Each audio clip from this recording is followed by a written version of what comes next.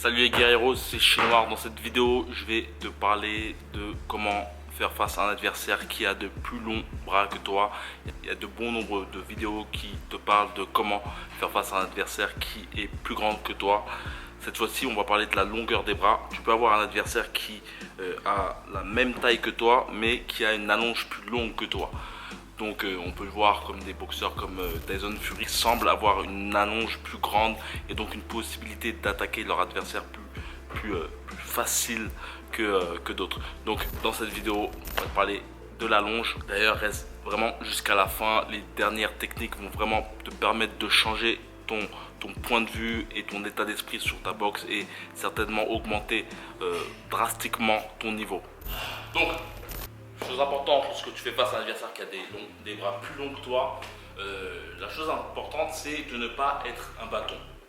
C'est-à-dire pas être un boxeur bâton, c'est-à-dire un boxeur qui boxe uniquement comme ça et que lorsque son adversaire envoie un direct, boum, il se prend direct des coups et il continue à avancer comme ça. Chose importante, il faut vraiment avoir une sorte de souplesse au niveau de ton corps, au niveau surtout de tes genoux.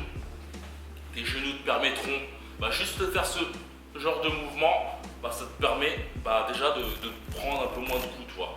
Tu vois, et si tu descends un peu plus, tu prends pas de coups, toi. Et surtout, penser à avoir un rythme, tu vois, ton rythme, et le rythme est basé sur les coups de ton adversaire, les coups que ton adversaire t'envoie. C'est-à-dire que là, le but, c'est vraiment d'analyser la vitesse de ton adversaire et de prendre le rythme avec ton corps, tu vois, là, n'importe quoi, mais là, j'imagine un rythme de mon adversaire, là, il m'en envoie un coup, 1, 2, et toi j'ai esquivé les coups, toi. 1, 2, 3. Tu vois, et je peux accélérer si je veux, tu vois. Donc le but, c'est vraiment de ne pas être un bâton, d'être un roseau, tu vois, et de bouger. Chose intéressante aussi, tu vois, je t'ai parlé des genoux, mais tu peux aussi penser aux transmissions de poids, tu vois.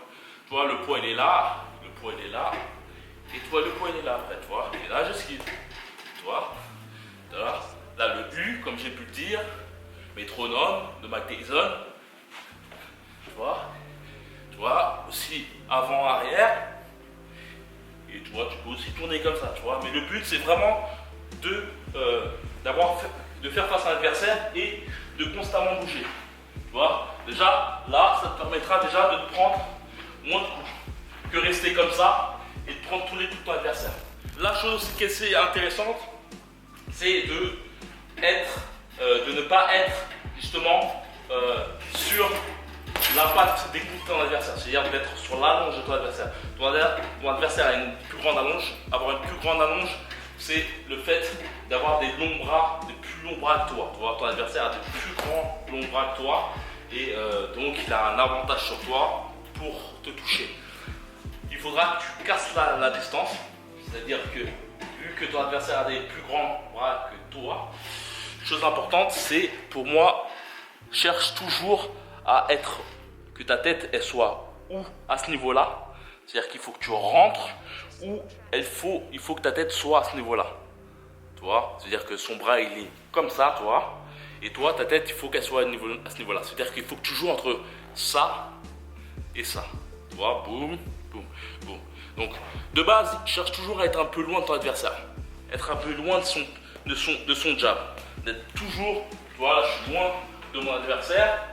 Et tac, tu vois, j'ai fait une esquive en U, boum, et là je rentre, tu vois, ou sinon, esquive en U, il percute, et je ressors. Donc voilà, toujours pense à être pas trop loin, parce qu'on a tendance aussi beaucoup on a beaucoup tendance à reculer super loin pour avancer super loin et se fatiguer. Cherche, comme je t'ai dit, toujours à être à ce niveau-là, lorsque ton adversaire avance, tac, reculer. Il y a des formations où je parle de justement comment comprendre cela instinctivement, parce qu'au début c'est difficile, même après plusieurs années de boxe, on n'a pas forcément la compréhension instinctive de comment justement savoir si on a une distance ou pas. Mais une chose qui pourra te permettre de comprendre ta distance, c'est t'habituer à justement à frapper loin de ton sac de frappe, tac tac tac, avancer. Hop.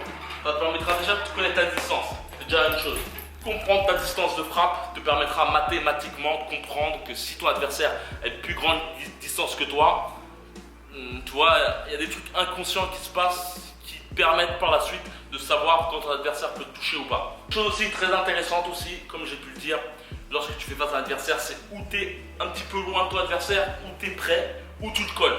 Chose très intéressante lorsque tu fais face à un adversaire qui est plus grand que toi, c'est de toucher au corps.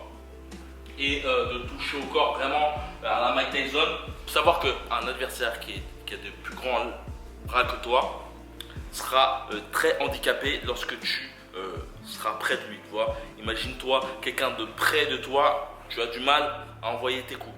Comparativement à toi qui a des plus petits bras.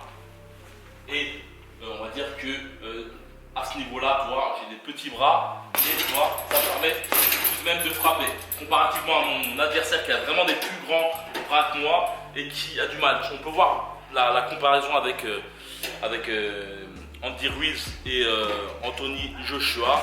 Tu peux voir que lorsque Anthony Joshua fait face à Andy Ruiz, tu vois la différence de gabarit et d'allonge. Et tu peux t'apercevoir que Andy Ruiz, lorsqu'il est au corps à corps avec Anthony Joshua, tu peux voir qu'il n'a aucune difficulté à frapper durement son adversaire. Chose importante, n'hésite pas vraiment à frapper au niveau du corps de ton adversaire. Dès que ton adversaire a envoyé un coup, n'hésite pas vraiment à comprendre le rythme de ton adversaire. Lorsque ton adversaire envoie un coup, on a tous un rythme, c'est-à-dire qu'on ne peut pas envoyer des coups constamment.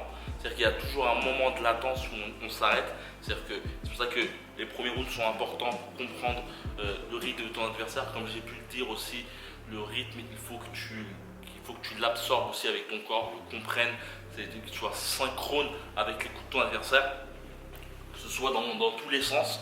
Et en fait, lorsque ton adversaire a stoppé son attaque, boum, tout de suite essayer de rentrer dans l'arc pour le frapper. Et ça te permettra aussi, on va dire, d'avoir la vie sauve, car le fait d'être au corps à corps, n'hésite pas à accrocher, ça te permettra de prendre des coups moins forts que lorsque tu es à distance de bras. Donc, chose importante, il y a encore 3 techniques qui sont disponibles dans la description, dans le groupe privé. C'est un groupe privé qui me permet d'envoyer des choses qui me passent par la tête, des nouvelles techniques et aussi tout ce que je publie ici en deuxième partie sera, comme j'ai dit, diffusé dans le groupe privé. Donc c'est dans la description, il suffit simplement de cliquer dans la description, t'inscrire en envoyant ton meilleur mail et je t'envoie ça par mail aussi à mon tour. Donc voilà, si tu souhaites vraiment développer ton état d'esprit au niveau de ta boxe, avoir une boxe plus roublarde, c'est-à-dire avoir plus de vices, plus d'expérience, il suffit simplement d'aller dans le groupe privé et voilà, comme d'habitude, que la boxe est avec toi.